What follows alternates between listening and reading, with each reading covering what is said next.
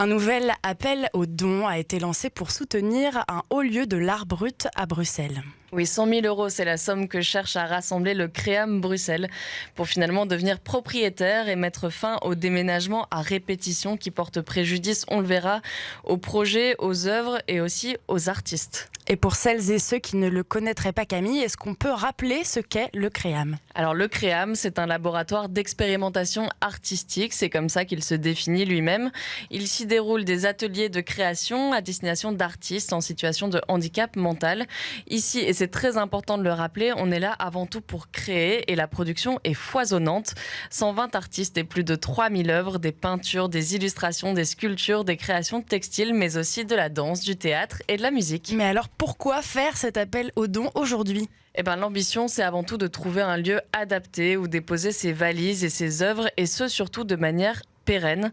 Aujourd'hui, le Créam est situé à 2 pas de la place Flagey, à Ixelles. C'est malheureusement, je le disais, un habitué des déménagements à répétition. On écoute à ce sujet Simon-Pierre Toussaint, directeur artistique et administratif du Créam Bruxelles. La SBL a déménagé 3 fois en 10 ans.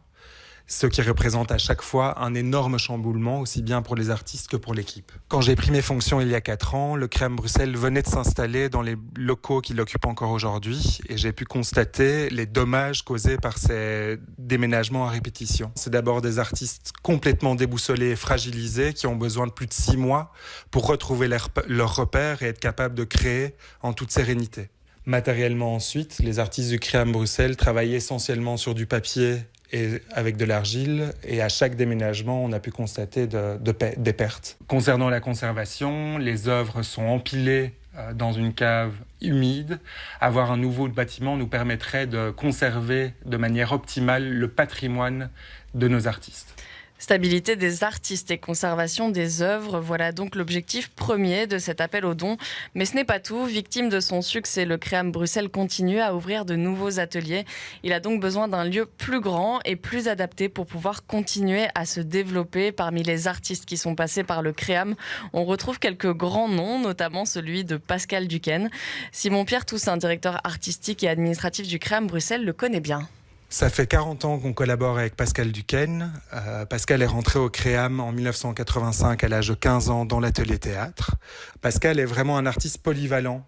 Dans les années 2000, il a rejoint l'atelier de gravure où il a développé toute une iconographie autour des femmes nues qui est à présent visible dans les 3 musées d'art brut en Belgique. Pascal est clairement un playboy et a toujours été la coqueluche et des participants et de l'équipe.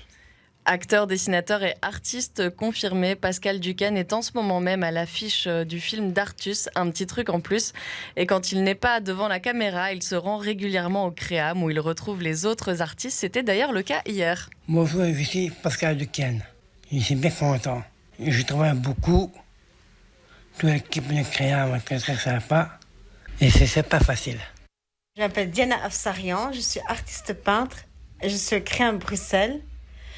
L'art me passionne et le Créam m'apporte la joie, le bonheur, la passion que je suis en tant qu'artiste.